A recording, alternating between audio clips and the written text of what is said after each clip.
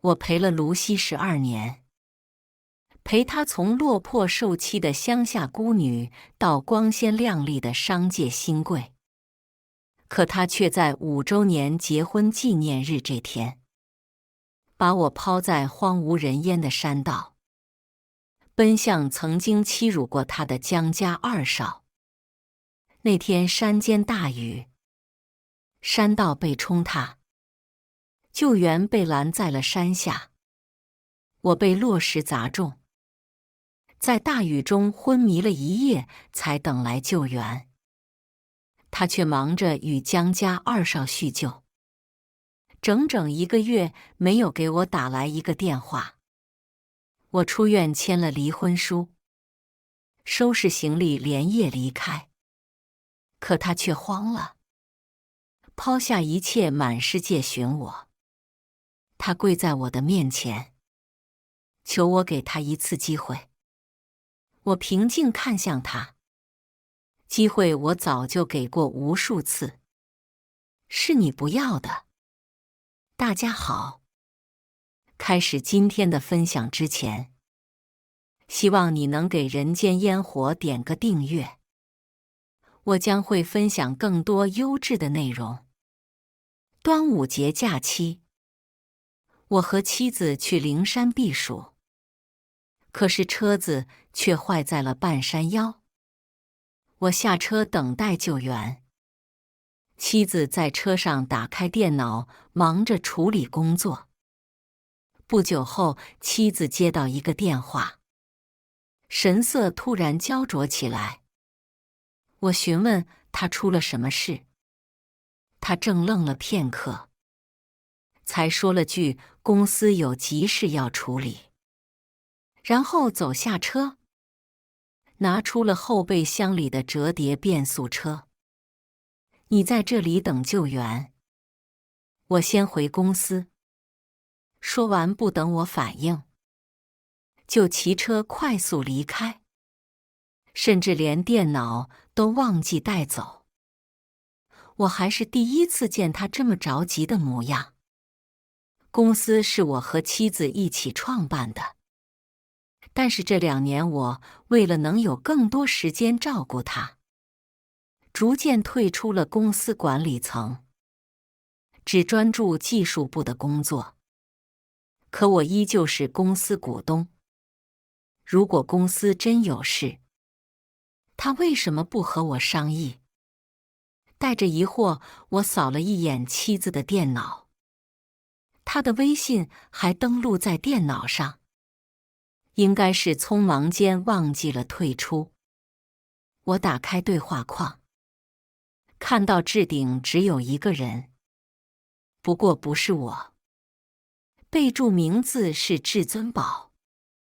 就在10分钟前，他发了一条图片消息，是一张机票，从 F 国飞往云城的机票，落地时间是半小时前。机票上有名字 Jiang Chen。 江，成我呢喃着，一颗心瞬间冷了下来。江城是谁？没有人比我更清楚。他曾是云城最意气风发的江家二少，也曾经欺辱霸凌了我的妻子卢西整整5年。可他也是卢西念念不忘10年的黑月光。卢西因为他痛苦过，放弃过，甚至自杀过，但是却又爱他，爱到不可自拔。我颤抖着手往上翻了翻他们的聊天记录，越看心越凉。江城5年前出国，也是5年前，卢西答应了我的求婚。他给我说会忘了江城，以后只和我好好生活。可他说的忘记，只维持了短短的1年。微信显示他们在4年前就已经再次联系上，不过只是偶尔有着寥寥数语。也都是再寻常不过的问候。直到昨天，江城突然给卢西发了个消息：“我想你了。”卢西隔了2个小时才给他回了话，只有简短的3个字：“我也是。”然后今天他们就通了语音，只有短短1分钟，应该就是刚才卢西接到的那个电话。随后江城发来了机票的照片，卢西看到后就慌了神，丢下我匆忙离开。我盯着电脑太入迷，外面天气大变都没有察觉到。我是被救援队打来的电话拉回意识的。接通之后，对方告诉我灵山大雨，冲塌了山道，他们暂时无法赶到救援，让我注意安全，远离落石易发路段。我往车窗外看去，外面几乎已经黑透，整个灵山都笼罩在暴雨中。突然车顶传来一声闷响，我抬头看去，发现几块落石顺着山体快速滚落下来，砰的一声，落石砸碎车窗。我根本躲闪不及，只感觉头上一阵剧痛袭来，随后就陷入了一片黑暗。我是在半夜的时候被疼醒的，映入眼帘的就是一片黑暗，浑身黏黏的，已经分不清是雨水还是血水。我咬牙费力地摸索着，总算在一堆石头下找到了破碎的手机，好在还能开机。我强忍着疼痛打完医院求救电话后，浑身已经脱力，我感觉到自己的力气在快速流失，血腥味在狭小的空间里越来越浓郁。明明是盛夏时节，我却像泡在冰水中一样，冷得全身发抖。我想，我可能是等不到救援了。我紧紧咬着舌头，让自己不要昏过去。在模糊的视线中看了一眼手机，还有几格的电量，足以让我和卢西告别。可时间1分1秒的过去，我打给他的电话被一次次地挂断，手机的电量马上就要耗空。我也感觉自己越来越冷。意识消散前，我用尽最后一丝力气拨通了最后一次电话。这一次终于被接通，耳边也传来了熟悉的声音：“什么事？”卢西的语气中有些不快，还夹杂着嘈杂的声音：“小西，我有事。”我沙哑着声音，艰难开口。卢西却因为我虚弱缓慢的语速，开始不耐：“有事快点说。”我死死掐着自己手心，才勉强恢复几分清醒。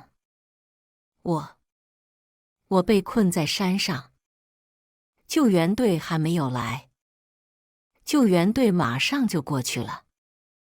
你不用急，我还有事。忙完给你回电话。还没等我再开口，电话那头又是一阵更大的嘈杂声。随后我们的通话就被挂断了。在挂断的瞬间，我清楚地听到有人在喊成歌。我心底紧绷的那根弦一瞬间就断开了。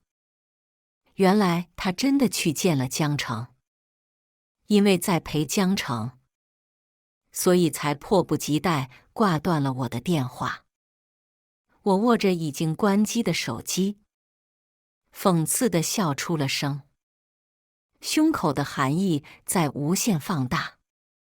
黑暗袭来，我彻底失去意识。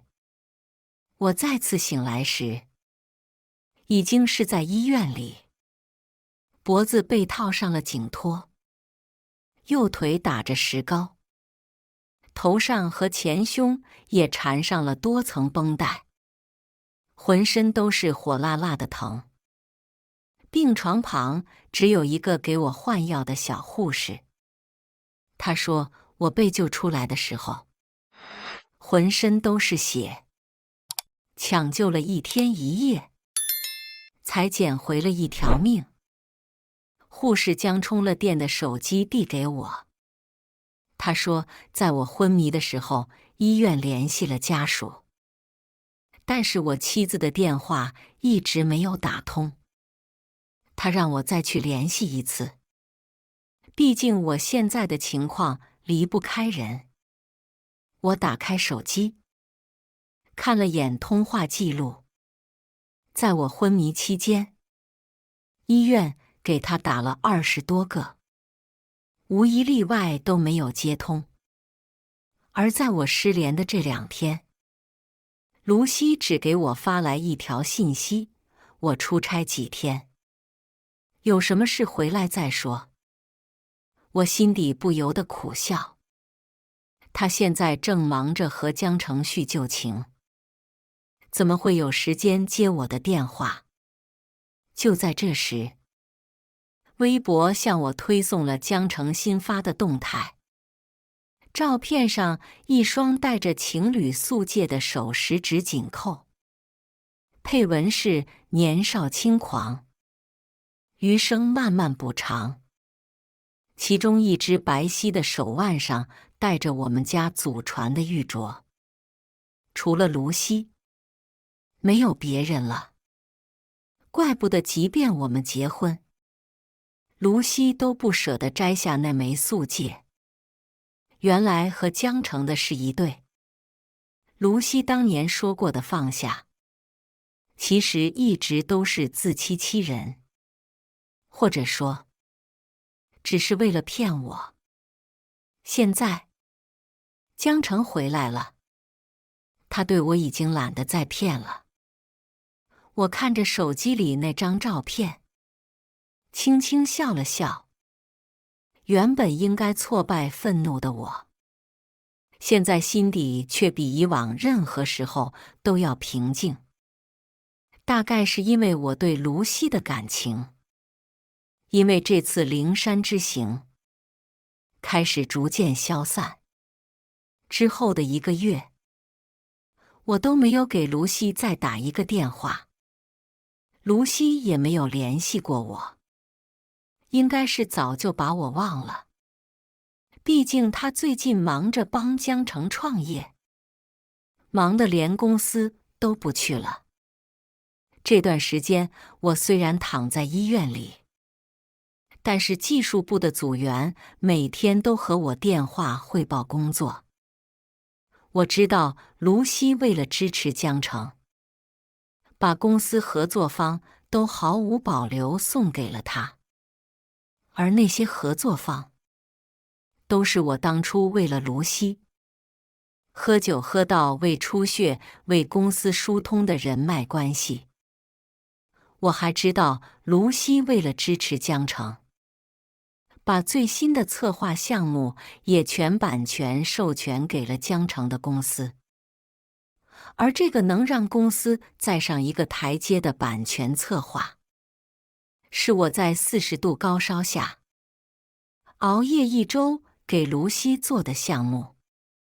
在他们的世界里，我仿佛是一个小丑，为他们的绝美爱情无脑冲锋。换作以前，我会不顾一切地给卢西打电话，质问他为什么要如此轻视我的心血。但现在，我只有一个念头，那就是离婚。再也不见。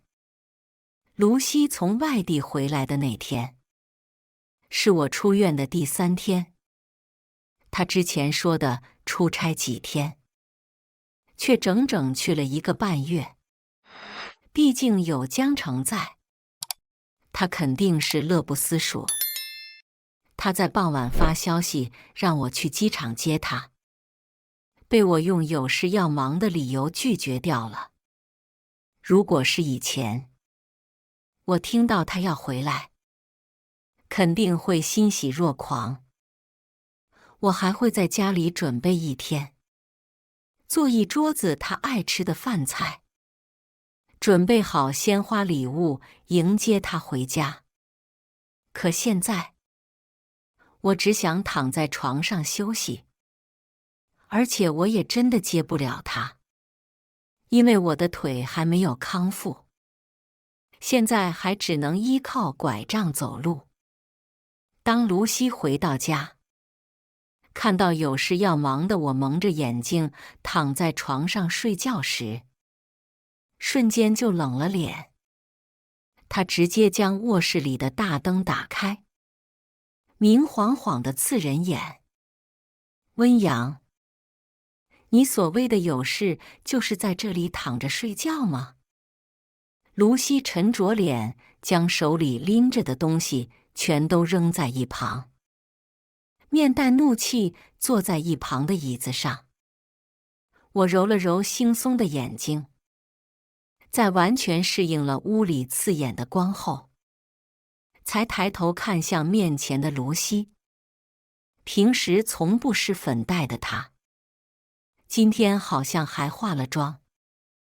她今天穿了一条浅黄色的碎花裙，和以往她黑灰的穿搭截然不同。这些改变，应该都是为了江城吧？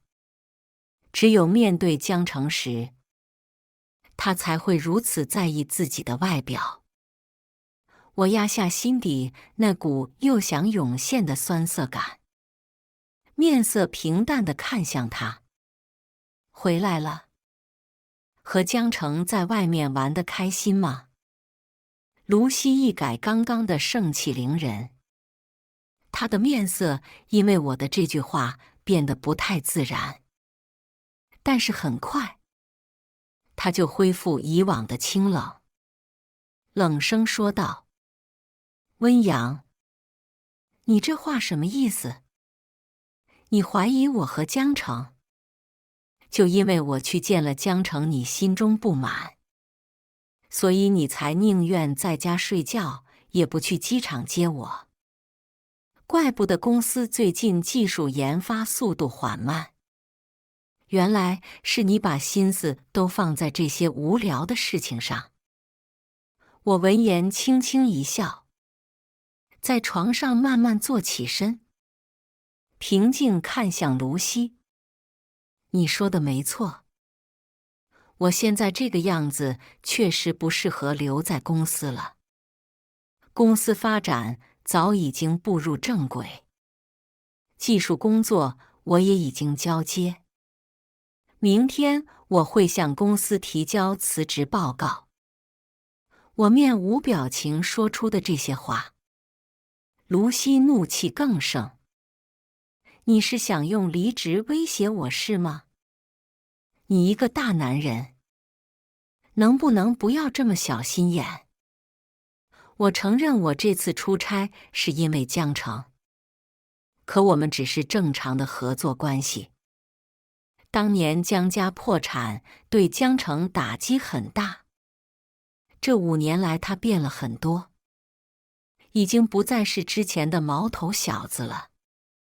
他已经知道错了，我也只是给他一个重新来过的机会。你有必要这么咄咄逼人吗？我不过说了句要离职，就得到了卢西劈头盖脸的一阵训斥。他居高临下看着我，眼里对我的失望毫不掩饰，好像在控诉我玷污了他们之间纯洁的感情。是啊，受害者用爱感化霸凌者，等他浪子回头，帮他重振旗鼓。两人相拥而笑，共赴余生，确实是一段佳话。而我在他们之间充当的角色，只能是阻碍他们追求真善美的恶毒男配。我和阿成去外地出差，完全是为了两家公司更好的发展。你能不能顾全大局？你每天在家不是吃就是睡，就不能把心思放在正事上？我平静看着他气得发红的脸，等他骂完了，才淡声道：“好，那我们就说一说正事。”他闻言疑惑地看向我。我从床头柜里拿出离婚协议。因为腿伤，我没有下床，直接坐在床上递给了他。看到离婚协议，原本在愤怒指责我的卢西却突然失了声，呆呆地站在原地，看着他怔愣的模样。我轻声道：“我们离婚吧。”我以为拿出离婚协议之后，卢西会很爽快地在上面签字，毕竟我们离婚，才能给江城腾位子。可在看到离婚协议后，他的脸色瞬间阴沉下来。温阳，你把婚姻当什么？就因为这一件小事，你就要离婚？说着，他不知想起什么，突然嘲讽地笑了。怎么？你是觉得离职威胁不到我，所以用离婚来威胁我是吗？你闹这么一出戏，不就是为了逼我和江城断绝关系？你什么时候变得这么不可理喻？我看着卢西冰冷的脸色，不由得为自己感到可笑。我没想到和他12年的感情，5年的夫妻，在他心里我竟然是这么的不堪。我叹了一口气，定定看着他，一字一句道：“我是认真的。”卢西却根本不信，直接拿过离婚协议，然后当着我的面撕了个粉碎，摔门而出。我放在门后的拐杖因为他的动作摔在了地上，可他没有发现。他走后，我在空荡的房间里呆坐了很久。之后，我又从包里掏出一份离婚协议，签上了自己的名字。然后我就安心躺在床上睡了过去，一夜无梦。这是我婚后5年睡得最好的一晚，就连腿伤似乎也因为这一夜好眠恢复很多。我甚至可以不靠拐杖慢慢行走了。我一瘸一拐收拾好行李，把房子的钥匙和离婚协议都放在显眼的地方，环顾了一眼熟悉的房间，随后关上门，打着车去找早已订好的酒店落脚。我在酒店又休整了一天。第2天一早，我准备去公司办离职，却不想刚出酒店门就被人叫住了。杨哥，我回头，正巧看见一张清丽的面容，是1年前来到技术部的方黎。当时我曾带过方黎一段时间，这1年技术部的工作也都是他汇报给我，所以同事关系还不错。方黎小跑到我的身边，皱眉担忧地看着我的腿。杨哥，我听说你腿受伤了，这些天是因为腿伤才没来上班吗？现在好了吗？他说着就蹲下身要拉开我的裤子看，我立刻制止住了他。我没事了，你看，现在走路都没事了。我赶紧在他面前走了2步，他蹲在原地，鼓着小脸松了一口气，放下心来。我还是第一次见到这么可爱的他，不由得笑出声。他听到我的笑声，抬头看了我一眼，才有些窘迫地站起身。杨哥，抱歉，刚才我一时着急。没事，我还要谢谢你的关心。我笑着打断他结结巴巴的解释，心底涌出几分温暖。平时没有多少交集的同事都知道我受伤，向我表达关心，而与我10多年感情的妻子，却根本没有关心过我的死活。方黎有些不好意思地红了脸，低头向前走去，走了2步，又突然回过头，转身看向我。杨哥怎么住在这儿呀？我记得你家不是前面那个小区的吗？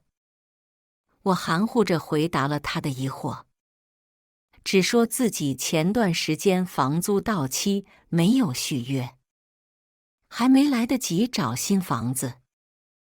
之前卢西说，为了防止公司里出现办公室恋情，我们的关系也要保密，因此我和卢西在公司隐婚了5年。以前我做任何事都是为了卢西，并没觉得有什么，只觉得有些许遗憾。但现在我还要感谢这些许遗憾，无意中省去了许多麻烦。那你可以先来我家住啊。看着我惊疑的脸色，方黎这才发觉自己话语当中的歧义。我的意思是说，我在这边有2套房子，其中1套我最近正打算租出去呢。不用了，我就在这儿住一段时间，找到之后就立马搬过去。我看着满脸期待的方黎，还是拒绝了他的好意。刚毕业1年的小姑娘，还什么都不懂，我不能害了人家。毕竟他以后还要在这个公司里待下去。来到公司，我在办公室刚坐下不久，卢西就走了进来。他进来之后，就有些别扭地坐在一旁的沙发上，一言不发，偶尔抬头看看我，但又很快低下头去看手机。我知道他是想要求和。自从江城走后，这是卢西第1次向我低头求和。以前我总觉得卢西年少时吃了太多苦，嫁给我是委屈了她，所以总是竭尽全力地对她好。无论她喜欢什么东西，我都会想办法弄到手，也因此给了卢西一种我离不开她的错觉。所以每一次吵架，无论对错，总是我先道歉。若是放在以前，我早就高兴地跑到卢西身边哄她开心，然后再给她买一堆喜欢的东西。但现在我只是淡淡地瞟了她一眼，随后继续梳理我手头上的工作。作为我们公司唯一的技术顾问，我要交接的事情非常多，根本没有时间陪他玩那些你追我赶的游戏。见我一直不理他，卢西有些沉不住气，他直接从沙发上站起身，坐在了我正前方的椅子上。我和阿成真的只是朋友关系。我知道我这次出差时间有些久，有些疏忽了你。那是因为江城他水土不服，高烧不退。我为了照顾他，耽误了一些时间。他们家破产后，在国内就没有什么朋友了。现在他想创业，只有我能帮他。认识了这么多年，我也不能坐视不理。卢西坐在我的桌子前面，态度软了，声音也软了，还带着一丝撒娇的意味。从前我最吃他这一套，因为卢西年少时受过不少苦，养成了沉默寡言的性格，所以他平时极少撒娇。之前我们也因为江城发生过争吵，大部分是我服软道歉，偶尔一两次他也会撒娇向我示弱。那时候只要他一开口，我整颗心就软了下来。可现在，我内心却极度平静。卢西看着我依旧不为所动，有些泄气。温阳，我已经给你道歉了，你还想怎么样？你闹离婚又离家出走，不就是想让我给你服软道歉吗？现在我已经道歉了，你还有什么不满意的？我闻言沉沉叹了一口气，扶着桌子站起身，正色道：我做这一切，不是为了让你服软，我是真的想离婚。卢西立刻急了：温阳，你别太过分。他说着还愤愤地推了一把桌子，而桌棱正好重重碰到我的伤腿上，膝盖处传来的痛意令我立刻倒在了椅子上。我捂着腿，脸色惨白，冷汗直流。卢西看着我突然发白的脸色，脸色变得惊慌，他连忙跑过来，蹲在我的身边。你怎么了？受伤了吗？他说着拉开我的裤脚，动作在看到我膝盖上缠着的纱布时顿住了。那纱布上还有丝丝阴出的新鲜血迹。这是怎么回事？你的腿怎么会这样？我疼得面色发白，倒抽凉气，死死地咬着牙关。没什么，就是在灵山被石头砸了一下。他闻言脸色大变。你在灵山受伤了？你怎么不告诉我？我看着他，淡声道：我给你说过的。那天晚上，我给你打了电话，我以为自己要死了，所以最后想给你说句话。是你说在忙，挂断了我的电话。卢西脸色一白，喃喃道：我不知道你出事了。你当时正和江城去外地出差，都是为了两个公司更好的发展。我不是不顾全大局的人。我将卢西讽刺我的话原样还给他。他站在原地，眼眶泛红，有些不知所措。在卢西与我结婚后，我就将江城的名字刻意地遗忘在角落里。毕竟是他亲口告诉我，江城已经是过去式了，他会渐渐放下的。所以我当时坚定地认为，只要自己对卢西足够好，他就会放弃江城，和我永远地在一起。婚后，我也的确和卢西有过一段甜蜜的回忆。她也的确在努力当一名合格的妻子。我曾以为，我们最终会是双向奔赴的美好结局。可现实给了我沉重一击。江城对卢西的欺凌是从初中开始的。那个时候的卢西家境贫寒，但学习成绩优异。只是在一次考试拒绝给江城传递答案，就被江城怀恨在心。因为一件小事，卢西就被江城霸凌了整整5年。这5年里，卢西痛不欲生。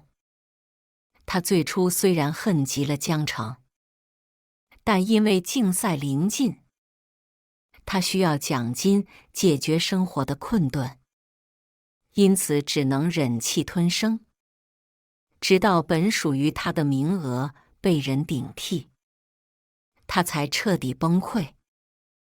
卢西想过抗争，可寄出去的信件石沉大海。校内以江城为首的霸凌仍在继续。这样的处境下，即便卢西是倔强的野草，也会被硬生生地磨弯了意志。他开始思考是不是自己的问题，否则为什么所有人都在针对他？于是，在与他相伴多年的母亲去世后，这株野草最终还是被压垮了。我也正是在这种情况下碰到的卢西。那时的他，整个人瘦小又无助，站在小区楼上天台的一端。我虽然和他不是同一所高中，但经常听别人提起过他，说他家境贫寒却不甘平凡，说他刻苦努力，成绩优异。但他们最后通常会用一句遗憾来结尾。这么好的女生，怎么就惹上江城了呢？所以当我在天台上看到别人口中的这样好的女生时，想也不想地飞扑过去，将她从天台救了下来。从那以后，我就跟在她身后，默默保护着她。而卢西也渐渐从抑郁绝望中走了出来，开始和我说话。我一直以为是我的陪伴打动了他，直到后来我才知道，在卢西闹了跳楼那件事后，江城当晚找了他。江城那晚没有欺凌与辱骂，而是第一次关心他，还拿了钱给卢西，让他去照顾家里年幼的弟弟，令原本已经绝望到极点的卢西，竟然生出了对未来的希望。多么可笑啊！霸凌者安慰受害者，竟然还能让受害者感受到温暖与希望，竟然还渐渐爱上了他。但其实，这个霸凌者只是害怕舆论压力，在家族的逼迫下，拿了一点点的钱来稳住他。那些关心与安慰，也都是一场作秀。而我这个用尽一切守护他的人，在卢西心里，却只是个可有可无的工具人。甚至高考后，为了能够离他更近一些，我放弃了更好的学校与专业，选择和他报考同一所大学。当年江城的分数线不够，被邻市的大学录取。4年的时间，我省吃俭用给卢西买了很多礼物，她都欣然接受。为了能看到她的笑脸，我每次都在上完课后再去做3份兼职，只为了把最好的一切都给她。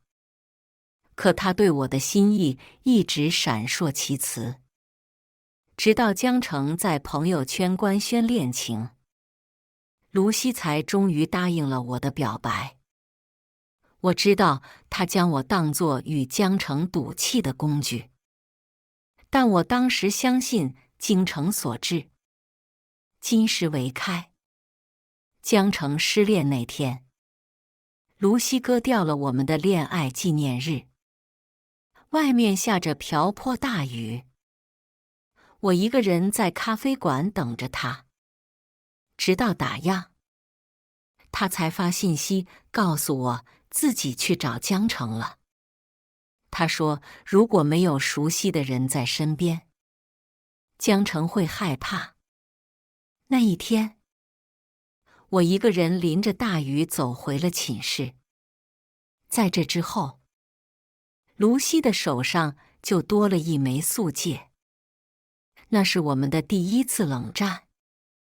江城出国的第2天，卢西就哭着来找我道歉，答应了之前我的求婚，并且向我保证以后和江城没有任何瓜葛。但这一切都是他的谎言。卢西望着我，满脸的不知所措。我只是淡淡说道：辞职报告我已经写好发进你的邮箱了，股权协议我也已经发给了法务，离婚协议和钥匙我也放在了家里，你只需要签个字就行。抽个空我们去民政局把离婚证办了。没有什么问题的话，卢总就先回去吧。卢西眼眶发红，似乎不相信这是我对他说出来的话。认识这么多年，这还是我第1次用这么冷漠的声音和他说话。他站在那里，一动不动，嘴唇微张，却发不出任何声音。因为刚刚的动静，已经有不少人往我的办公室看过来。我不想打乱公司正常的上班秩序，又将刚刚说的话重复了一遍。卢总，您记得批一下我的辞职报告。没什么问题的话，我就先忙了。我不会答应你的辞职要求，我也不会和你离婚。卢西回过神来，抛下这一句话就摔门而去，引得众多员工侧目。一连几天，卢西都因为出差不在公司，我的事情就暂时被搁置了下来。这是卢西躲避问题常用的方法，但又和以往的完全消失有所不同。我的办公室里开始隔三差五地出现许多东西，有时是充满民族特色的摆件，有时是大牌新品，这些全部都是卢西送的。每天我都会顶着同事们八卦的目光走进办公室，然后面无表情地将多余的东西放进收纳箱里，塞在桌子底下，准备以后找个合适的时机还给卢西。自从那天不欢而散后，卢西就像变了个人一样。他开始频繁地在微信上和我聊天，从早中晚安再到吃穿住行，事无巨细。他开始主动和我打电话，都是工作上一些小事，却再三反复说个不停。这是他曾经与江城的相处方式，是我之前可望而不可求的。但我现在看着他挽回的态度，只觉得好笑，直接将他设置成了消息免打扰。卢西手里卡着我的辞职合同，再加上方黎多次对我提出邀请，我思索再三，还是搬进了方黎的对门。房租正常付，不住随时走。直到我提交完辞职报告的2个月后，出差归来的卢西突然在群里艾特大家参加今晚的聚餐。虽然我与卢西的感情早已出现了裂痕，但对这个公司，我还是有更多的不舍。毕竟是看着他一步步走到现在的模样。这应该也是我最后一次参加的公司团建了。卢西定的聚餐地点就在公司的对面，是一家很出名的酒店。当我把一切都收拾好，推开包厢的门，却发现这不只是我们公司的团建，因为江城也在这里。他坐在了卢西的旁边，察觉到我的目光，江城对我微微一笑，眼里是不加掩饰的挑衅。我来的有些晚了，只剩下卢西旁边和方黎旁边有座位。我不想和卢西再有任何的牵扯，于是我若无其事地把门带上，坐在了方黎的旁边。上手的卢西面色并不好看，自顾自地喝着酒，一杯接着一杯。身旁的其他员工见到江城和卢西坐在一起，纷纷恭维。江总和卢总看起来就是天造地设的一对儿。就是，之前卢总还为了江总的事业发展，直接投资了5000万当作江总的启动资金。咱们卢总什么时候对一个人这么上心过？也不知道咱们什么时候才能喝到卢总和江总的喜酒。我认为应该快了。杨哥，你觉得呢？因为前段时间，卢西和江城经常在公司里出双入对，大部分员工都磕起了他们的 CP。认为他们的喜事是板上钉钉。身旁有人问我对他们2人的看法，卢西也一脸紧张地盯着我。我又看了看在一旁和别人闲聊的江城，笑着点了点头，很般配。江城对这么多人的追捧很是受用。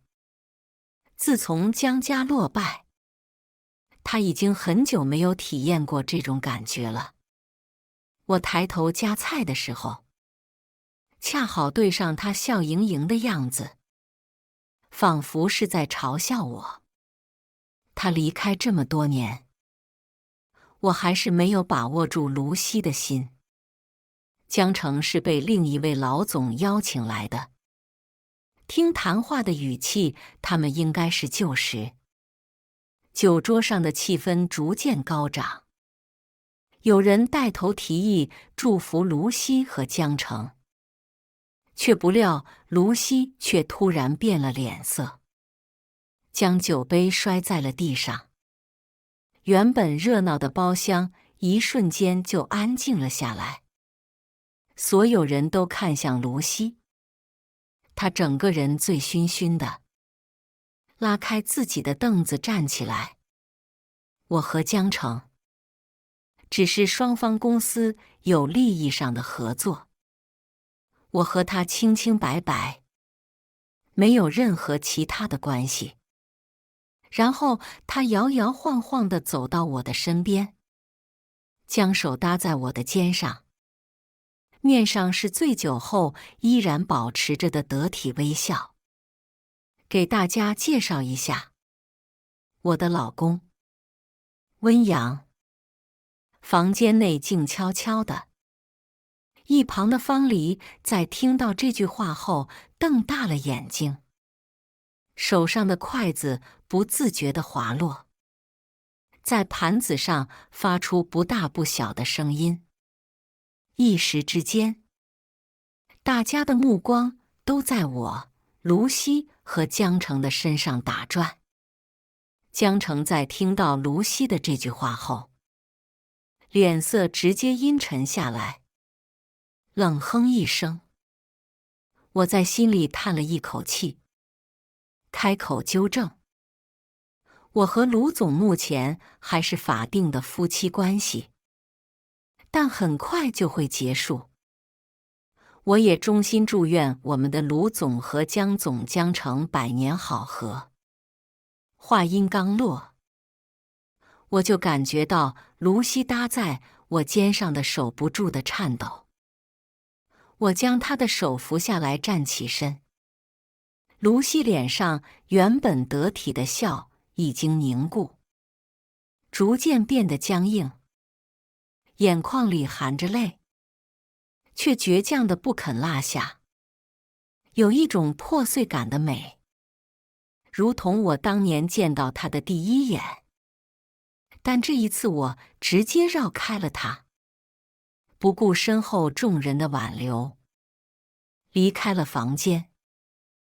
我回到家洗完澡，正准备躺在床上睡觉的时候，卢西突然打来了电话。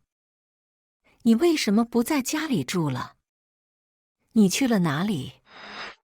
他喝了酒，说话的声音轻飘飘的。我察觉到不对，将地址发微信告诉江城，让他去接卢西。但江城只回复了4个字：关我屁事。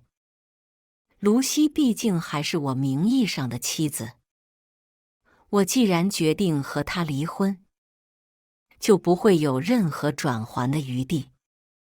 但在离婚证没办下来之前，他不能出任何事。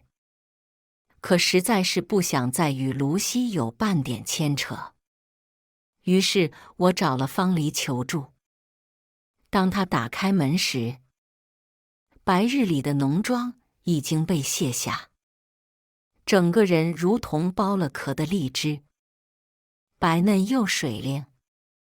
在听到我的来意后，他二话不说，披件衣服就和我一起出门了。我们到达小区楼下的时候，已经有暴脾气的业主因为卢西的酒疯，对着空气大骂。我和方黎扶着哭闹的卢西进了房门。